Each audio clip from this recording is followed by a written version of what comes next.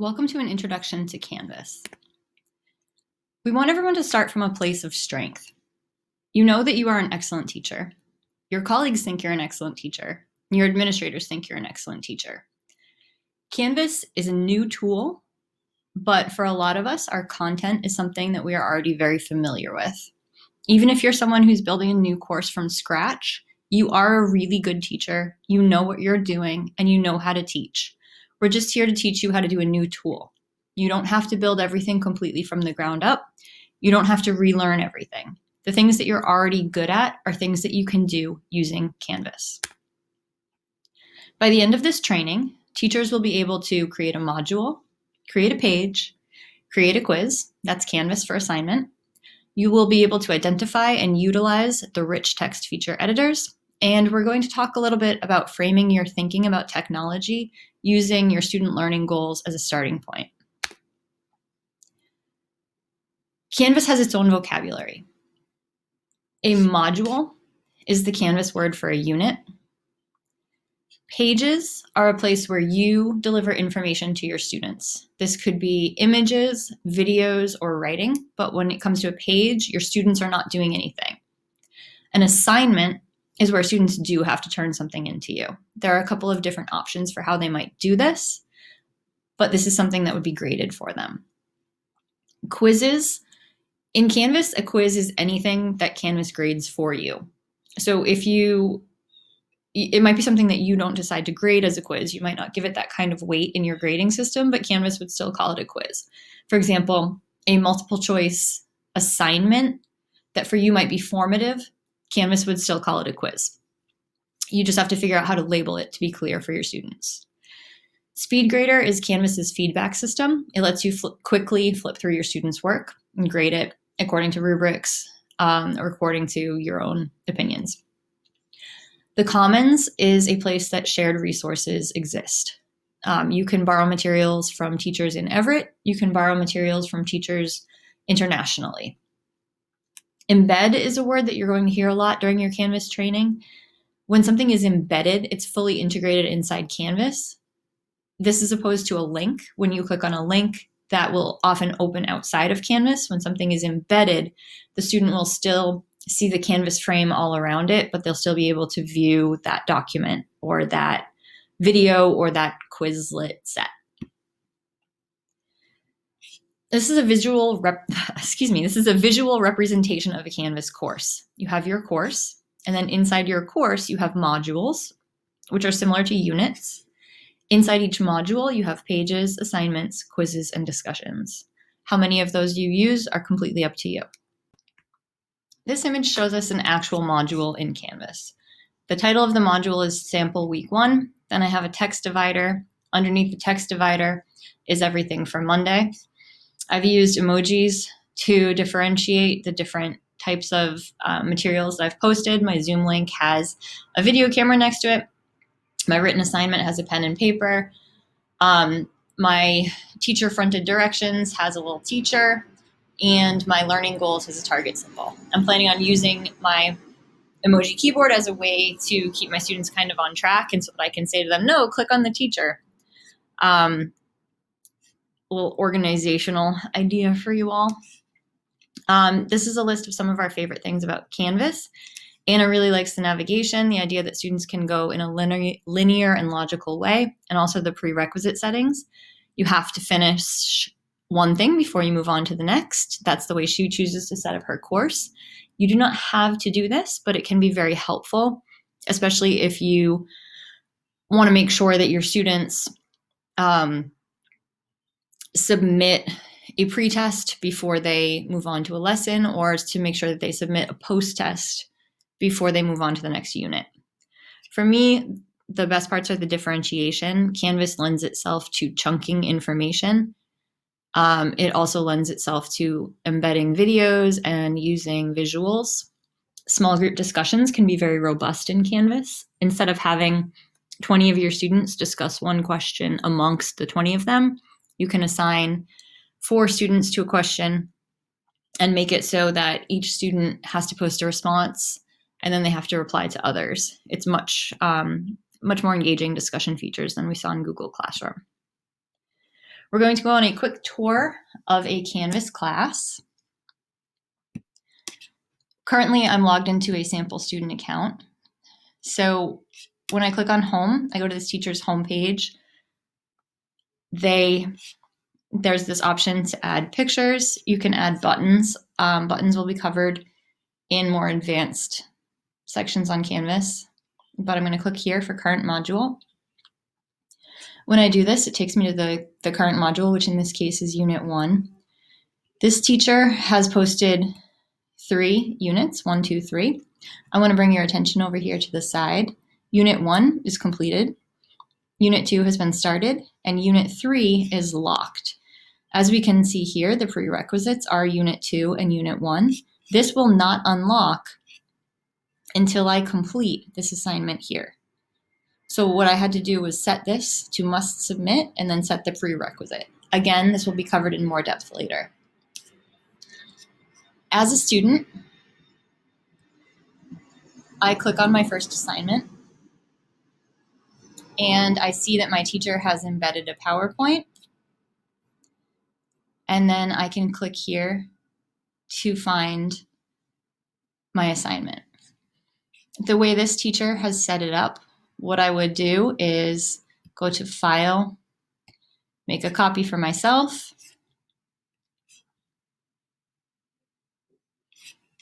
complete my work, go back over here, and in order to submit it, I would go to Google Doc or Google Drive. I find my work for culinary. This is my Strand 6 student outline. I click on this and then I submit it. When I'm finished, I move on.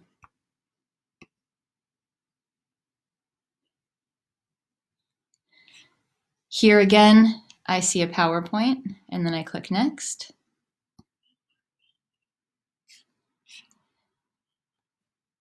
This PowerPoint opens in a new tab. This worksheet is here. One of the things you're going to see as you work your way through Canvas is that there are many different ways to create assignments and many different ways to present information to students. There's not one right way, and there's not really a wrong way. If it works for you and it works for your students, you're doing it. So I think you get the idea of what's going on here. I'm going to go into the second module so that I can show you a Canvas quiz from the student side.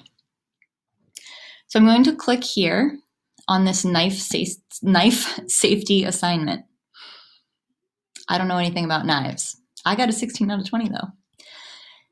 So this picture has a knife, and then I'm answering multiple choice questions. This continues.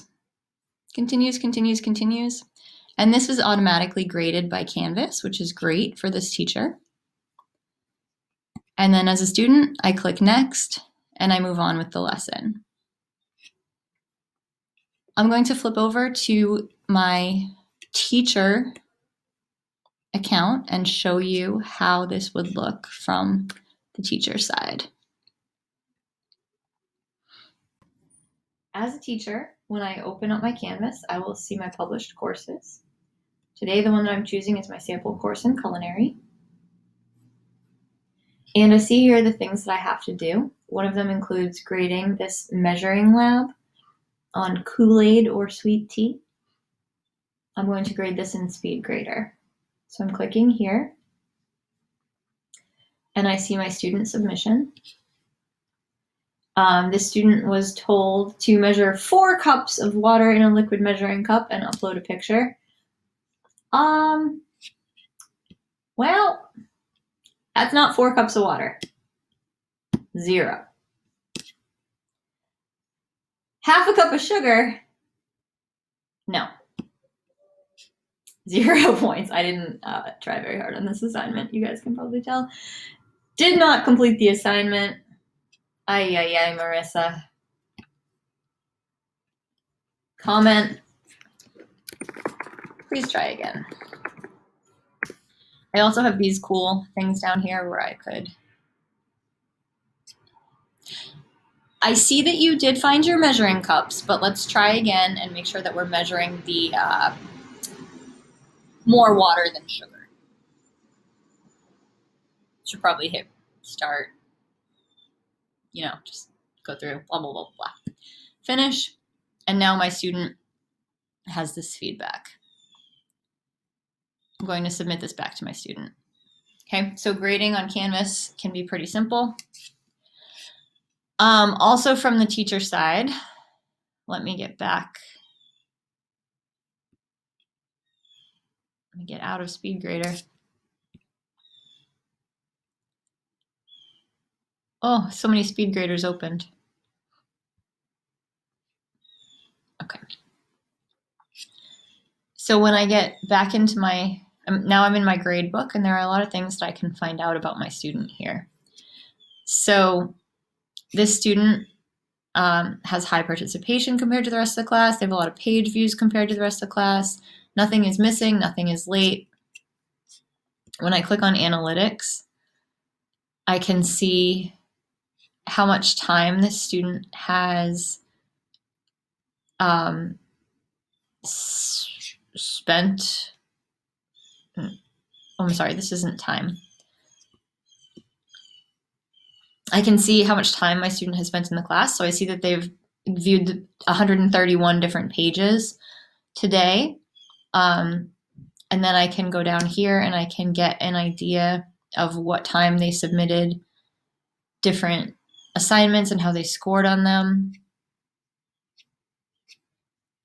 I can view the grades. There's a lot of information that I can get here on my student. As a teacher, when I'm in my course, I view the module in a way that's pretty similar to my student. Although the check marks are different here. The check marks here indicate whether it's been published or not. So I see Unit 1, I see Unit 2. There are things that are grayed out here that I did decide not to share with my students. And then I see Unit 3 is down below. So this is sort of a brief overview of what Canvas looks like. As you can see, it's a little more complicated on the teacher's side. So on the teacher's side, we see that we have all these things that are not visible to the student. And then if I switch back over to the student, we see how much simpler this is. So this student is only looking at home, grades, syllabus, modules, chat, and Google Drive. It's a great way to keep your students from getting overwhelmed and just really streamlining what they're able to see. So switching over to a teacher again, we have our first assignment for you. You are going to create one simple page to introduce yourself to your students. So here are the steps that you're going to take. First, click on Courses, and you're going to navigate to all courses. The first thing you'll do is add a course. Click on this plus course sign to add a course, and just call it test course, sample course, something to indicate that you're just beginning to experiment with Canvas, and you're going to create a course.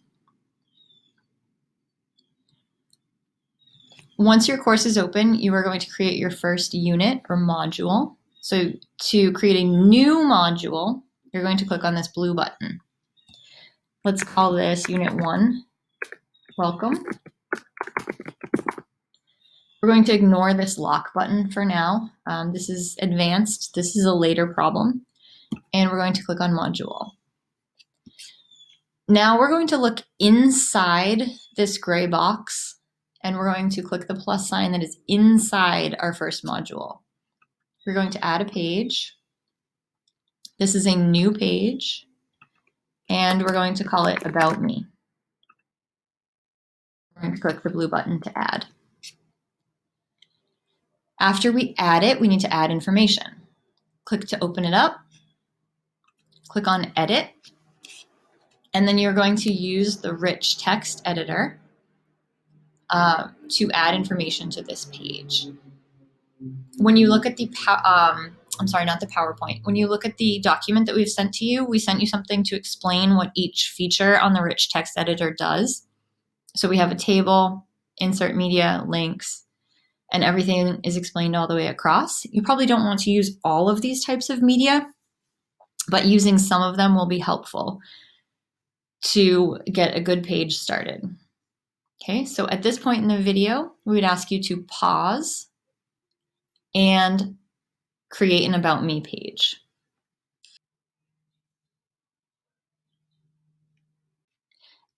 When you're finished with your About Me page, you're going to click on the Save button.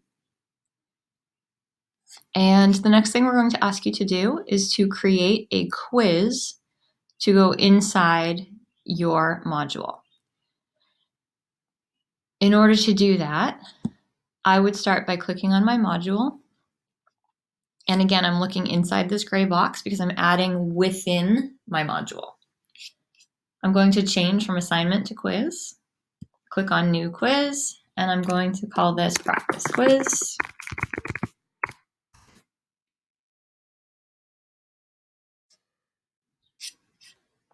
To edit this quiz, first I click on it, and then I click on Edit.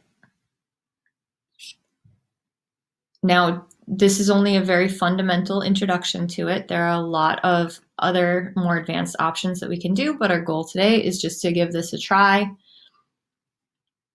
I'm going to give some super basic quiz instructions.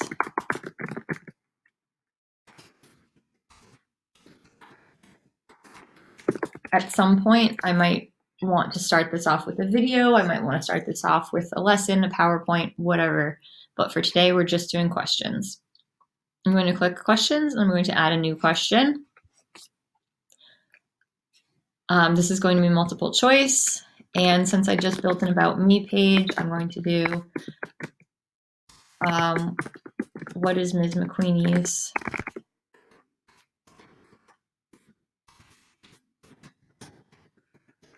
favorite Canvas? Will you fix my spelling? I don't know why I can't spell that word. And down here, I'm going to put the answers: tea, coffee, Pepsi, water. The answer is coffee, so I'm going to click the green arrow next to coffee, and I'm going to add a new question. My next question is going to be a matching question. So I might call this one Canvas Vocab. And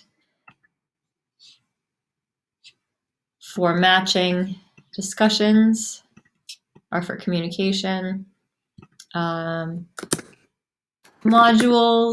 that's Canvas for units. Pages is for input. Quizzes are graded assignments. And then I'm going to save my quiz. And I can preview it to make sure it looks the way I intended. Coffee. I obviously did something wrong because I'm missing a question.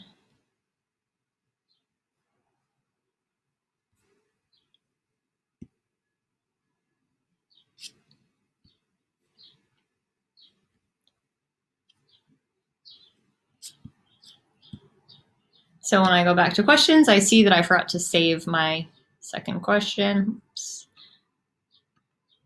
So I would go back and do that again. I'm not going to do that again. But lesson here is that the important thing is to make sure you click update the question before you click save at the bottom of the page. Okay, we learned together. This is a good point for you to stop and do assignment number 2 on the document that we've shared with you. You will create a quiz with 5 different questions. Try to vary your question types so you get some practice.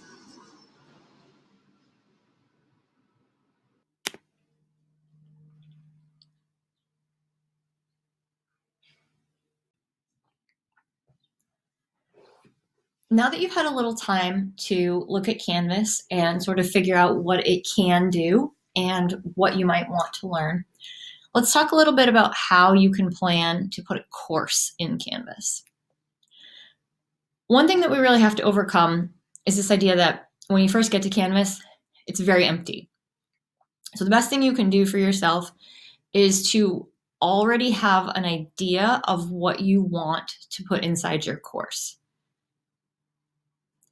When we teach in a classroom, a lot of times we can go in and we can rely on our charisma and we can rely on the students right in front of us to sort of figure out how we can sequence these materials for our students.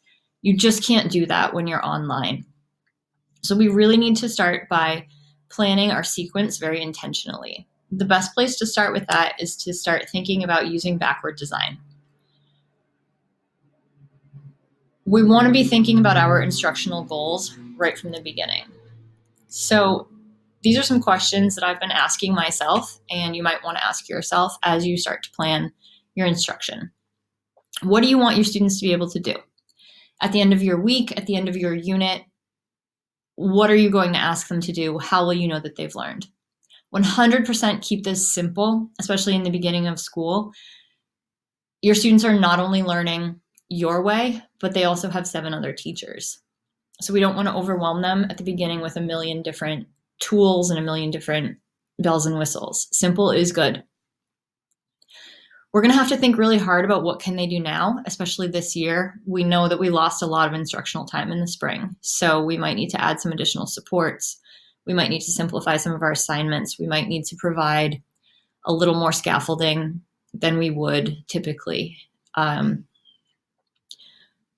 this lens just kind of leads right into what materials, assignments, and supports will they need. Think about what you already have on your Google Drive.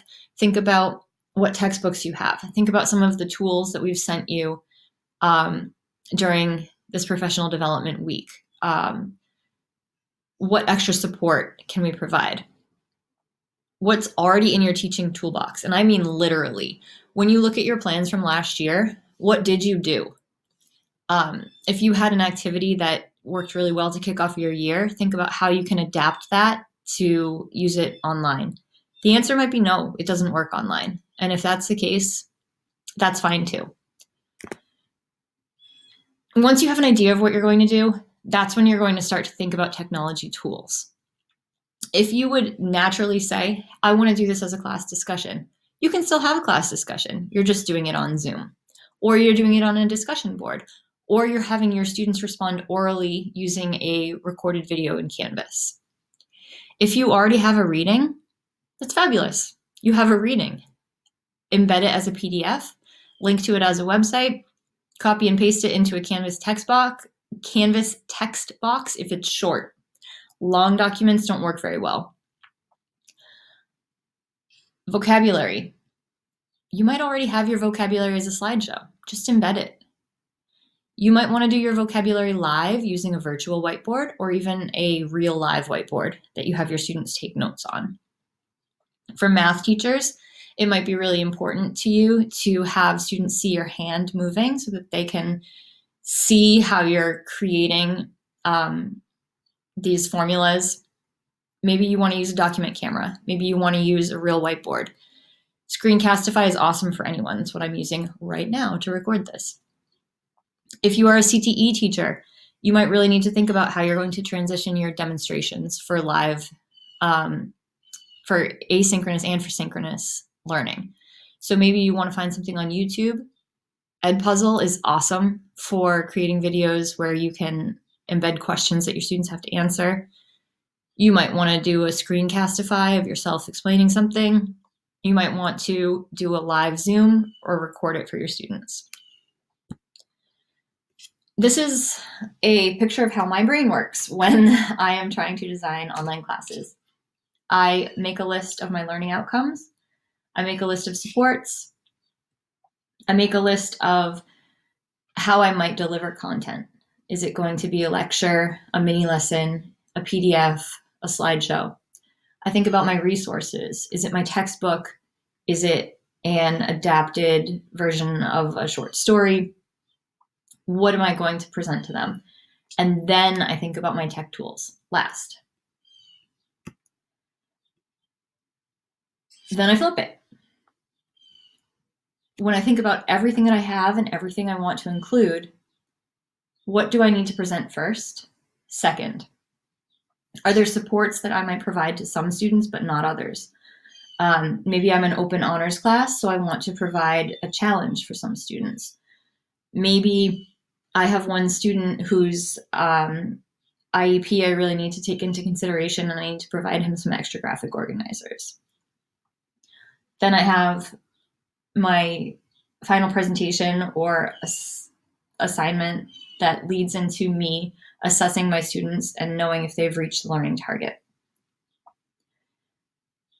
It's what we all do naturally, but in order to get it into a Canvas course, we might need to make a little bit of our thinking a little more explicit and drawn out than we would if we were just going into a normal September. And finally here, I'm supposed to offer you tours of my and Anna's classes. If you want to see that, shoot us an email. I hope this helped you guys. Really, please do reach out if there's any questions that we can answer. We really want to help you with this. We like Canvas. We think it's pretty cool. So let us know. Good luck.